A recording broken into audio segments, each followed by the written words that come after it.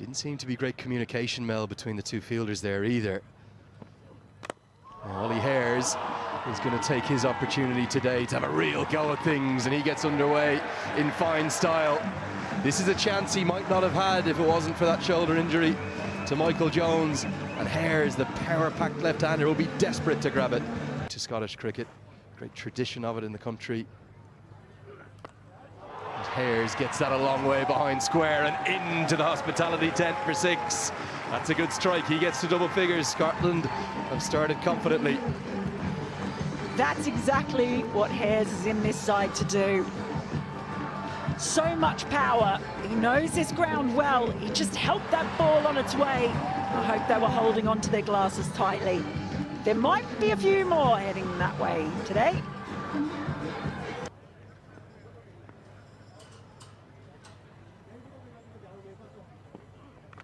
Bowls him. It's an inside edge that's been dragged on, and Hardy, he celebrates. Hares looking to go to his favourite leg side, but again, a little bit like Munsey's delivery yesterday, Hardy was... You know, everyone, he's been through so many ups and downs in international cricket. Oh, what a strike this is. Munsey likes it, and like it for good reason too. The fans have their arms aloft, as does David McLean. It's a maximum 10 to third. It's 27 for 1. 29 off 19. Mullen goes over mid-on, and it goes all the way. It's the flamingo leg kick from McMullen. What style he plays with. And immediately Connolly's welcome to international cricket with a bang. Tiny, but actually the boundaries are decent sizes.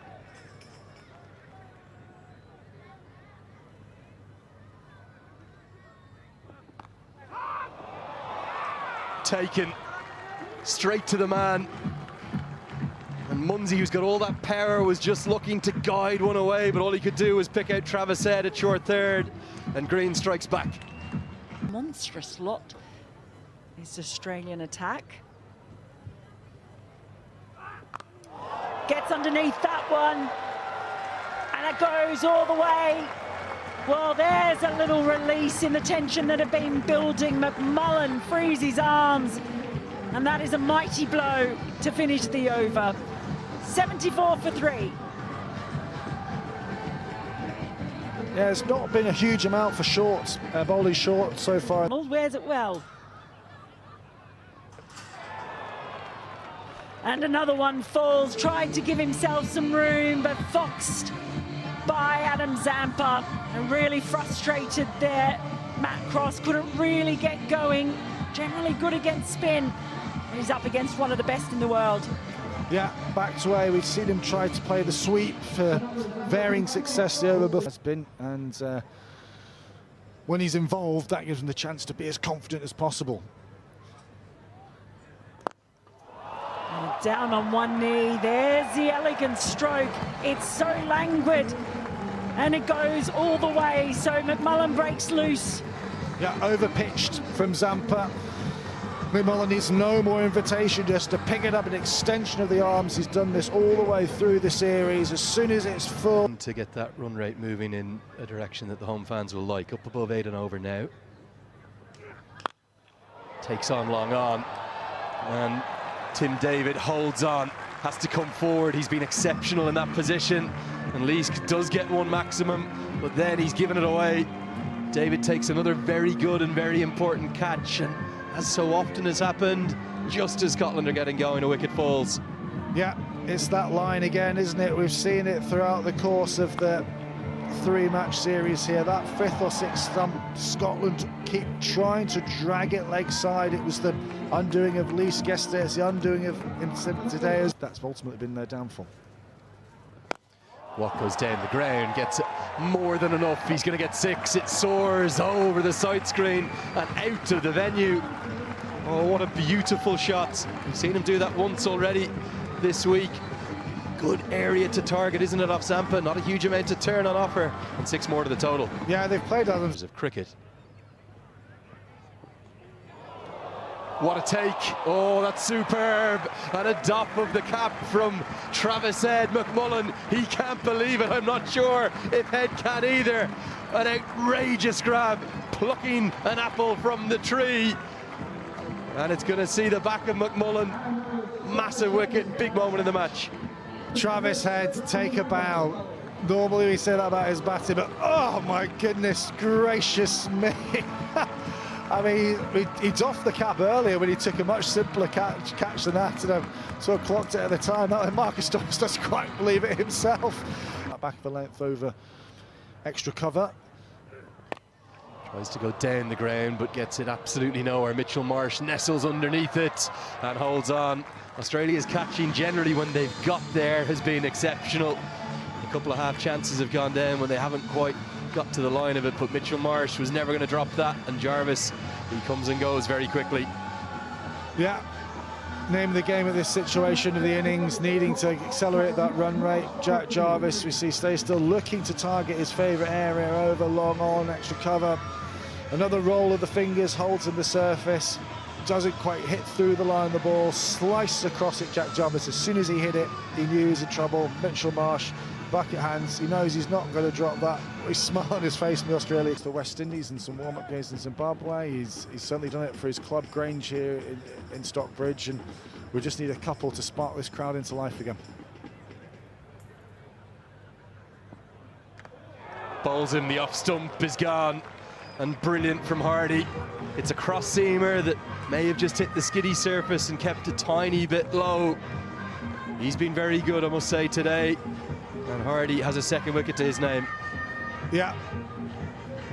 Yesterday, Chris Soule, top of off, wasn't quite cartwheeling back today. He had to go for it, had to take it on stage a little bit low. You could see by his body reaction, it wasn't quite the bounce he expected. What he knows that he has to be creative in his boundary options, so he'll either run at him or paddle. That'll be his two options. He'll try and hack one out of the ground into the leg side. Now, has he got enough of this? Not quite, because it's an exceptional catch. A nasty collision has been avoided, and Jake Fraser-McGurk has a smile on his face for two reasons. One, that he didn't have Sean Abbott coming flying into him, and two, that he's held on to another marvellous catch. How good have Australia been in the field? That's to take the words out of my mouth, Lenny. They have not dropped anything that they've come their way. Mark Watt got a decent piece, and from our commentary for Bissett, had Mel Farrell in the back gasping and groaning. She wasn't sure what was going to happen. It looked like it was a big collision. Last minute, Sean Abbott pulls out. Frustration for Mark Watt, but McGurk. It's just so hard when there's always another big gun to come. What a catch! Oh, yes! McMullen, is there nothing he can't do? Runs wickets, and now leaping salmon catches fittingly here in Scotland. Oh, what a grab that is. What a grab, what a cricketer. Absolutely outstanding. Just given a bit of width, but oh my word. He is a delight in every way on the cricket field. So close to the ground, he just plucked it in the air, and well, Brad Curry strikes again. Both ways. Best exponents of spin on early for Scotland. Swing. Oh. This one's going to be swung all the way for four more. That fan's going to get a touch. Oh, good piece of fielding, sir. The left-handed throw too. Not sure why he's in front of that stand, but there was no holding him back. Back-to-back boundaries and a big smile on his face. Now, it's what I said before. You don't often get the chance to see the Australians up close. The class of Travis Head. It's a really unique opportunity. Career numbers, he's a lot of impact, hasn't he, already in the T20I game. This goes miles up. George Munsey is the one who's going to have to take it, and take it he does. It's Curry again. He's got them dancing in the crowd, and Head, he now falls too. Both openers are back in the hutch. Well, Curry gets Head again twice in 2 attempts. That is a huge blow for Scotland to strike. George Munsey was never going to drop that, even if he made it look a little bit more spectacular in the end. And he loves pace of Chris Soul, comes into its own. The experience of Sharif, he can be a very canny bowler. Mid-on up in the circle, and Mitchell Marsh smashes it, well, miles over his head. Oh, what a big hit this is. That's got to be, what, 90, 95 metres or something to that effect. He's a big, giant man with broad shoulders, and he smashes that a long way. Well, he's middled that one, Lenny. He hasn't middled much, but as soon as that finds the meat of the bat, well, boy, oh boy. And he doesn't even, when he's coming around the wicket. Oh, there is a surprise ball from Mark Watt, but he's just lost the radar. Yeah, that's become a bit of a trademark of his. He says, tried to rush him. Mr. Moss goes to play it, but says, thank you, I'll take the extra run, extra delivery.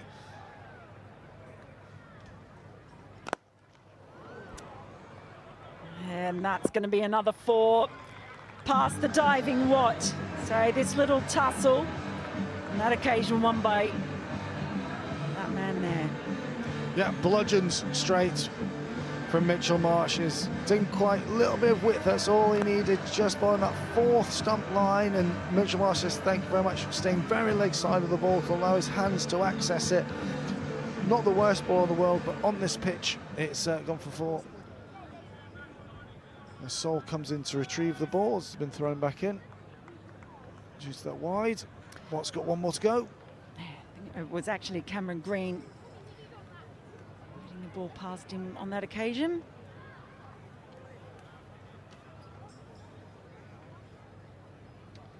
He's taking his time this time.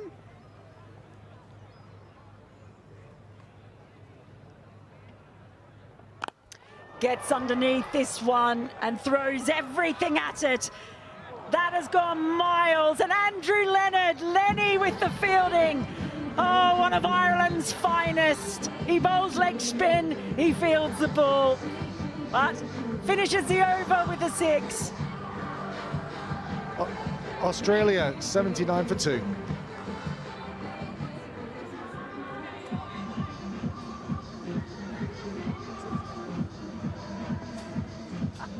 As we watch this again, Mark Watt had to bowl the extra delivery because of that wide.